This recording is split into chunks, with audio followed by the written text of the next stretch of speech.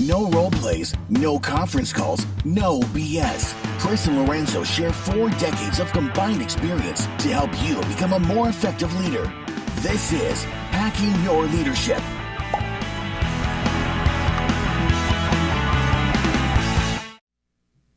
Welcome to Hacking Your Leadership. I'm Chris. And I'm Lorenzo. And Lorenzo, on this episode, I want to talk about Taylor Swift. It's about time. I know, How right? many years did it take us to finally get to this point? I know, for sure. I'm ready for it. Are you a Swiftie? I would say that there are certain songs of hers that when they come, you can't help yourself but to sing along. Sure. I would say I'm more of a Swiftie in, I think, some of the way that she shows up for her fans and kind of supports the overall movement of music and musicians. Yeah, I've never seen her in concert. My daughter has. I did get tickets for my daughter to see her once a couple of years ago. And the reason why I want to talk about her on this is because, this is a leadership podcast, and there was an article that was released on Forbes talking about Taylor Swift through the lens of leadership. And I thought, this is interesting. Like, I want to read this. And it was a good article. We'll post a link to it in the podcast description. But the reason I want to talk about it is because there are things that Taylor Swift has done over the last few years, call it the last 5 years, that I think are important leadership lessons that a lot of leaders in any realm of business could take as a kind of tutorial on how to move forward. And they're not easy things. They're difficult things, which is why they're leadership issues to begin with. And so that's kind of what I want to talk about. It's not about, her music, although I do sing along too. Yeah, no, I agree with you. Like, I think that the article, the interesting thing, a lot of decisions, like there's a lot of things that you see in headlines where you say, oh, like that person is doing the right thing here, or that person is using their voice for good or helping to shift the way things are happening. And when you start to have influence over, I think, policies, procedures, you start to have influence over how other people do things, that is leadership. And of course, like at the end of the day, she's a leader. She has an entire, company. She has family members. She has friends, but she also has like things that have to do with her and her brand and what she does. And she's making decisions every single day that are leading, outcomes in regards to concerts and merchandise and fan interactions and albums and songwriting and producers. Like every day she's making these decisions. So she's clearly a leader. But I like that we're having this conversation because I think there are very specific things that she has done that I think really highlight some elements of leadership that we talk about all the time in the context of work and leading people.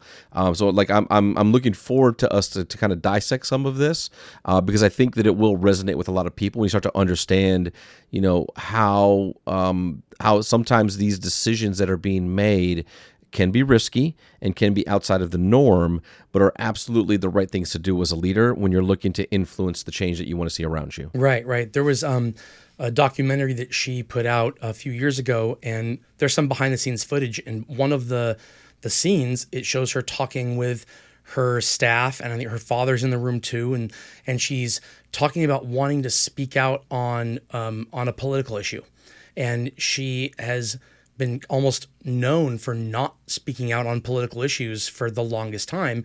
And she said that there's something that came up that was important enough to her to where she felt like it was her time to speak out. And there were dissenting voices in the room. There were some people who were saying that, that's how you turn off half the audience and, get half your people to not support you anymore. The one that I resonated with a lot was just as a father. Her father spoke up and said that he was worried about her safety. Speaking out about something that is political in nature, even regardless of the money situation, just what could happen if someone just felt like they didn't like that stance enough to do something that was, more than just speaking out against her, but actually violent. And she said that it was important enough to her to not even be dissuaded by that. And we don't get political on hacking your leadership, but what the decision was around her values, meaning she, regardless of what the political issue was, it was something was important enough to her from a value standpoint that she felt like she had to say something about it. And regardless of whatever the consequences are. And that's leadership. Leadership is making decisions that are rooted in what you know to be right in your heart, something that is values-based, assuming you have good values that are rooted in history of kindness and great relationships with people that you've cultivated. If you have that kind of history, then your values are more likely on the positive side. But there are a lot of leaders that I've known over the years who I consider them to be good leaders, but when it came to making tough decisions that were values based, it's not that they made the wrong decision, it's that they wanted to make no decision. They wanted to do nothing. And that was largely the voices in the room weren't, oh no, you should speak out a different way. It was, you shouldn't speak out at all. And sometimes leadership is speaking out, not just taking the vanilla, I'm saying nothing. We have plenty of politicians who do that. They get elected year over year, year after year after year by just saying nothing, and that because they don't want to turn off anybody. And what do they really stand for? Nothing. And so, being a leader and standing for something, even if it means there might be personal consequences, I think that's a really a strong element of leadership. Yeah, we had an episode not too long ago where I talked about having courage and being decisive, and that's Sure. exactly what this is an example of. Is like having the courage to stand up for the values, whatever they are, and what you believe in, and saying something. I'm going to say something about this. I'm going to speak up in this meeting. I'm hearing something that doesn't resonate with me, or is maybe adverse to my own values, and I want to share that because that's the value of having perspective and diversity in a room, is people are going to be able to share those types of things. And then the decisiveness, actually make a decision, actually make the decision to go do something, I think is really important. And to kind of those things together, to have courage when you make a decision means that there's some risk involved, whether it's personal risk, professional risk, just overall, just the risk of your brand or what people might believe or think of you. But I agree with, like, it's at the end of the day, that is leadership. And you know what? And sometimes it is okay to say and do nothing. Sometimes, right? Like Yep. like where it's not against your values. It's not something that is really even having an impact to you or your team. I think sometimes, saying too much can also cause a problem, Right. Or stir up thoughts or ideas that did not exist previous to that and really didn't need to happen. But I do appreciate kind of that type of approach and that willingness to go out there and say what you believe is the right thing. Right. Well, we see that with celebrities all the time too. The ones who are speaking up, seemingly at every turn, and it's like there's no way that every one of these issues can be so important to you that it's worth speaking up. And so you lose some of the credibility and the impact of speaking out if it seems like every issue is important, because there's no way that every issue can be personally important to you. But when an issue is personally important to you and you speak up, if it's rooted in what those values are, I think that's the right thing to do. And we see it with companies too. You say it's impossible to speak up too much. Sure, if something isn't actually important to you and you speak up, it can look like what's important to you is speaking up, right? And the value can't be speaking up. The value has to be something else, and then that leads you to speak up. And if that's the thing that you're doing, that's great. That's what you should be. That's what leadership is. Otherwise, it looks watered down, or like maybe you feel like you have to say something, and so you do, and that's when you end up. That's when it ends up landing the wrong way, because people see through it when whatever you're saying is not rooted in value. So, when she chose to speak up, whether you agreed or disagreed with her stance on whatever it was, you had no question as to whether or not she actually believed what she was saying. And that's the point. If you believe what you're saying and it's rooted in values, then it is the right thing to do to speak up, even at personal or professional risk. The other thing that I want to talk about in terms of her decisions is, the concert that I sent my daughter to, the tickets they're about $100 a piece. And they were just kind of middle of the road tickets at the Rose Bowl in Southern California, probably in 2017 or 2018. And I noticed that at the time of the concert, the tickets were being resold for sometimes like 5, 6, 7 times more than what I bought the tickets for. And we bought them on the website, so we didn't have to pay those prices, but it was crazy to see those resale prices on those tickets. But in the follow-up concert that happened recently, the ticket prices went up precipitously. And there were some people who said, that's ridiculous. She's asking too much money for her tickets. That's greedy. But what was happening was her team and her saw that the tickets were going for so much more than face value for the previous tours. And all that money was going into the pockets of the scalpers who were reselling the tickets. None of it was going to the people who were putting on the shows. And so she raised the prices of the tickets, even though the public said, this is greedy, this is ridiculous. Why would she think she could sell a ticket for $500 or $1,000 or whatever it is? But then she went out and she spent $55 million to give to her staff. She gave bonuses to her staff, and in some people's cases, there were six-figure bonuses. This was life-changing money for them, and so she actually put the money in the hands of the people that needed it. And she didn't say, "This is what I'm going to do." She just did it, and then trusted that the values that she exuded throughout history and the way she treated her people, that would be what was looked at, not whatever the clickbaity media headline of, artist, raises ticket prices 200% or whatever it is. And she was right. She did the right thing, and it paid off in the long run, because now the tickets were going for closer to what the actual retail value was, or the market value was, and the money was going to the people who were actually putting on the shows, not to people who just sat there on a computer with a bot buying up tickets and then reselling them. Yeah, I think it's a super interesting approach. And again, I think understanding what's going on, seeing the impact that it's having, realizing that you have fans that are willing to spend this much money on going to see you. At the end of the day, it's going to be like people are going to appreciate the fact that you did the right thing and you took care of those that are working on these shows. Like that, right. That's going to be the thing. When you have true fans like that, and there's kind of this established trust that you have with your fans and those around you, and as a leader, there are things that as a leader that you can do that are not normal, that are against what common sense might be, that have been a certain way for a really long time.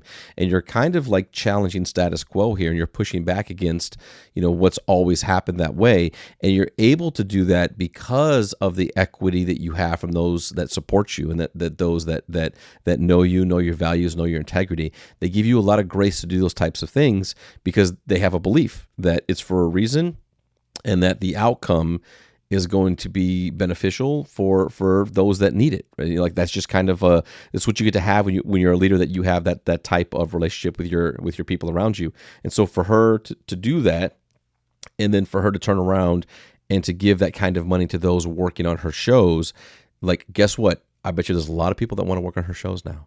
Right. And I bet you there's a lot of fans that are like, that's why I'm a fan of hers. That's why I appreciate her. She does things like this that other artists, maybe they do, maybe they don't. We don't know, right? But the way that she did it was in such a way that I think it speaks to the values that she has, and it speaks to the gratitude that she has for those around her that are helping her have the success that she's had. Right. She wrote 500 thank you notes to all the people who worked on her tour, like personally wrote them to each of those people. I think of... in a lot of organizations, most organizations have less than 500 people. Like just the quantity of companies out there, most of them have less than 500 people. But I know very few CEOs of companies who personally write thank you notes to their employees every year. And at some point, you have to figure out what's important to you. And if your people are important to you, you find ways of showing them that and not just saying it. And I think, it's easy. My wife always said to me that I picked a flower for her once that was on like the side of the road. And she said that meant more than you going to the store and buying hundreds of roses. Like buying something at the store is one thing, but the gesture of thinking about doing it and going and stopping and picking a flower on the side of the road, that meant more because it's the thought that went behind it. And this is the exact same thing. The money was not the grand gesture was the money that she paid her people, but what was behind it was a genuine care for her people, and that's what those thank you notes say. So of course they're going to take the money even if the boss is not a nice person, but the fact that they're a nice person also shows that what was behind those bonuses and that money was a genuine care for them, and not just trying to sway public opinion. It was this idea that she believed that the money should go into the hands of the right people who were putting these shows on. And then she just made that happen, not with a press release or fanfare, but just quietly doing it, and then knowing that it eventually the right information would come out at the right time, and that the values that were exuded throughout the organization and throughout the years would be what is viewed as rooted in these decisions, and not just, some type of a play for PR or something like that. Absolutely. And with that, it brings us to this episode's 1 minute hack. But first, a few words from our sponsors. All right, for this episode's 1 minute hack, here's what I want you to do. Remember that good leaders help their people become better employees, but great leaders help their employees become better people. Anything you're doing for your employees that helps them become a better employee, there will be an inherent ulterior motive to that, because the better employees they are, the more it helps you as a leader. But anything you can do for them that helps them become better, more happy, more fulfilled, well-rounded people as a whole, those are the things that will show your values as a leader of people, and they will actually be the things that will lead to them being better employees anyway, because people who feel like their leaders care for them as human beings and as well-rounded people, not just as employees, are the ones that will go to the ends of the earth, putting their best efforts and bringing their best selves to work in order to become the best employees they can be. Yeah, and I think going into another holiday season here in retail, and another busy season for certain industries that are out there, is a great reminder that there's going to be a lot of busyness. There's going to be a lot of work to do. There's going to be a lot of things going on, and taking the time to connect with your people, personally and individually, taking the time, again, to Taylor Swift's credit, write the handwritten note if you can, leave the handwritten notes, thank people, show up and shock them with surprises they weren't expecting, let them know that you care about them, support them, and show them what it looks like to be a leader who lives by values and appreciates people for the work they put in. Because at the end of the day, to kind of pull it back to your quote, like, role modeling these types of behaviors are the things that make others want to do that and kind of pay that forward. It helps to inspire and kind of light the fire of values that people have as they kind of grow into the leaders that they're going to be in the industries that they're going to be in. So take that responsibility, as a leader, to have that impact today and tomorrow and throughout these holidays and going forward, and show the next generation of leaders what that type of engagement, gratitude, and thoughtfulness can have as an impact on them, so that they know what they can do to impact others in the future. Right. The busier it is, the more likely you are to feel like there's no time for this work. But the busier you are, the more needed this work is. And so it's a little bit of a conundrum here that a lot of leaders will find themselves in over the next 2 months here.